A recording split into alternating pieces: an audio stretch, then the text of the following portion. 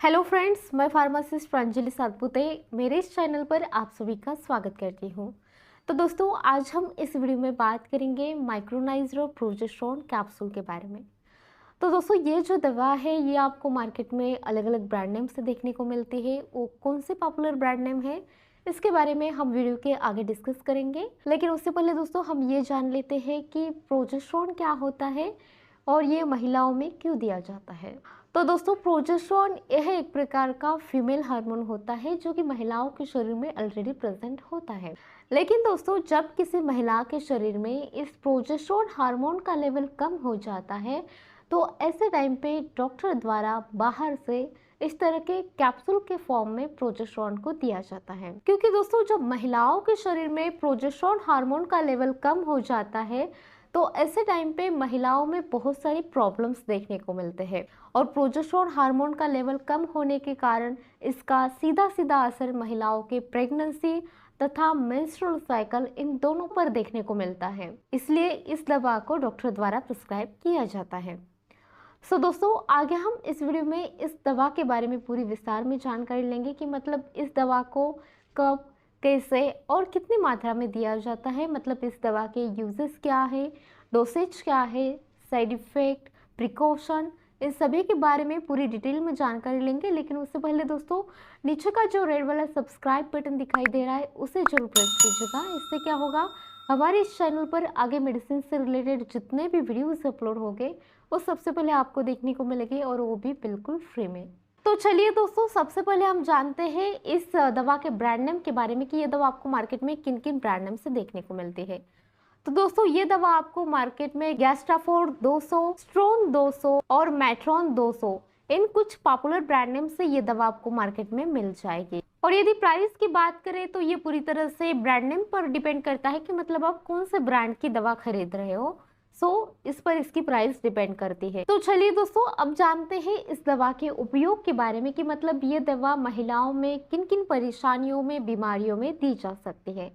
तो दोस्तों, इस दवा का उपयोग मुख्य रूप से एमनोरिया जैसी कंडीशन में किया जाता है।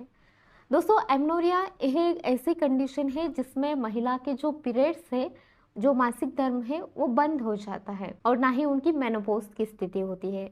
दोस्तों, मेनोपॉज यह एक ऐसी कंडीशन होती है जिसमें महिला के एज के 40-45 के बाद उनमें पीरियड्स आना अपने आप बंद हो जाता है, जो कि नेचुरल प्रोसेस है। लेकिन दोस्तों, जब किसी महिला के पीरियड्स एज के 40-45 के पहले ही बंद हो जाते हैं किसी कारणवश, तो ऐसी स्थिति को हम एमनोरिया कहते हैं। तो ऐसे टाइम पे दोस्तों, पीरियड्स को रेगुलेट करने के लिए, पीरियड्स को फिर से लाने के लिए डॉक्टर द्वारा इस माइक्रोनाइज्ड प्रोजेस्टेरोन कैप्सूल को प्रिस्क्राइब किया जाता है। दोस्तों, महिलाओं में एमनोरिया होने के बहुत सारे रीजन हो सकते हैं। हो सकता है ये कॉन्ट्रासेप्टिव पिल्स का ज़्यादा इस्तेमाल करने के कारण ये कंडीशन हुई हो या फिर किसी अन्य रीजन से। इसके अलावा दोस्तों, इस दवा को एबनॉर्मल यूटेराइन ब्लीडिंग में भी दिया जाता है। मतलब पीरियड्स के अलावा यदि किसी महिला को यूटेराइन ब्लीडिंग हो रही है तो ऐसे कंडीशन में भी इस दवा को डॉक्टर द्वारा प्रिस्क्राइब किया जाता है। दोस्तों, एबनॉर्मल ब्लीडिंग होने के भी बहुत सारे रीजन हो सकते हैं। हो सकता है ये इंडोमेट्रियल पॉलिप्स के कारण ब्लीडिंग हो रही है या फिर फाइब्रॉइड्स के कारण, तो इसके भी बहुत सारे रीजन हो सकते हैं। इसके साथ साथ दोस्तों, इस दवा को इंडोमेट्रियल हाइपरप्लासिया में भी दिया जाता है। दोस्तों, इंडोमेट्रियल हाइपरप्लासिया यह एक ऐसी कंडीशन होती है जिसमें यूटेरस की जो परत है वो हद से ज़्यादा बढ़ जाती है, जिसके कारण यूटेराइन कैंसर होने के भी चांसेस बढ़ जाते हैं।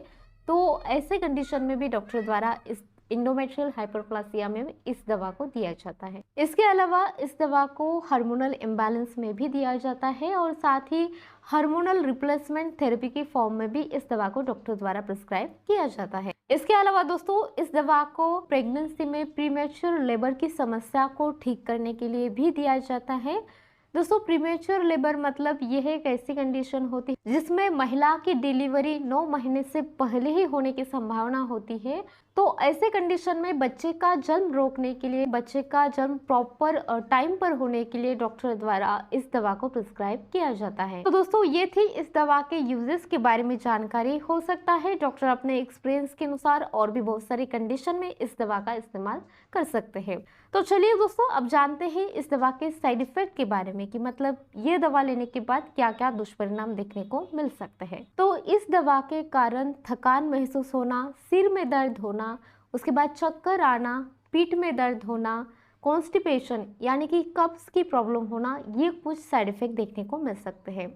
यदि आपको इनमें से या फिर कोई और भी साइड इफेक्ट देखने को मिल रहे हैं तो आप दवा को लेना बंद करें और अपने डॉक्टर की सलाह अवश्य लें। ध्यान रहे दोस्तों, यदि किसी महिला को ब्रेस्ट कैंसर है या फिर इडिमा की प्रॉब्लम है, दोस्तों इडिमा एक ऐसी कंडीशन होती है जिसमें हमारे बॉडी के टिश्यू में एक तरह का फ्लूइड जमा होता है, ट्रैप्ड होता है, जिसके कारण वहाँ पर स्वेलिंग वगैरह आती है जिसे हम इडिमा कहते हैं। तो ऐसे कंडीशन में इस दवा का सेवन ना करें। इसके अलावा यदि आपको लीवर से रिलेटेड कोई समस्या है या फिर डिप्रेशन जैसे मेंटल डिसऑर्डर से आप गुजर रहे हैं तो ऐसे कंडीशन में भी इस दवा का सेवन ना करें। और साथ ही यदि आप इस दवा से एलर्जिक है, मतलब इससे पहले भी कभी आपने ये दवा ली थी जिसके कारण आपको अनवांटेड साइड इफेक्ट देखने को मिले, तो ऐसी कंडीशन में भी आप इस दवा का सेवन ना करें या फिर इसके बारे में आप अपने डॉक्टर को जरूर बताएं। तो चलिए दोस्तों, अब बात करते हैं इस दवा के डोसेज के बारे में कि मतलब इस दवा को कितनी मात्रा में लिया जा सकता है। वैसे दोस्तों, इसका जो डोज है ये पूरी तरह से पेशेंट की मेडिकल कंडीशन पर निर्भर करता है कि पेशेंट को कौन सी बीमारी है, क्या है वगैरह। लेकिन नॉर्मल डोज की बात की जाए तो नॉर्मली 200 मिलीग्राम की एक कैप्सूल दिन में 1 से लेकर 2 बार सुबह शाम खाना खाने के बाद ली जाती है। हो सकता है डॉक्टर पेशेंट की कंडीशन के अनुसार इसका डोज कम ज़्यादा भी कर सकते हैं। इसलिए दोस्तों, इस दवा को कभी भी खुद से ना लें, डॉक्टर की सलाह लें, उसके बाद ही इस दवा का सेवन करें। सेल्फ मेडिकेशन अवॉइड करें। तो चलिए दोस्तों, आज के वीडियो में बस इतना ही। I hope you like to this video. If so then don't forget to like, share, comments and of course subscribe our YouTube channel for medicine and health related videos. Thank you for watching.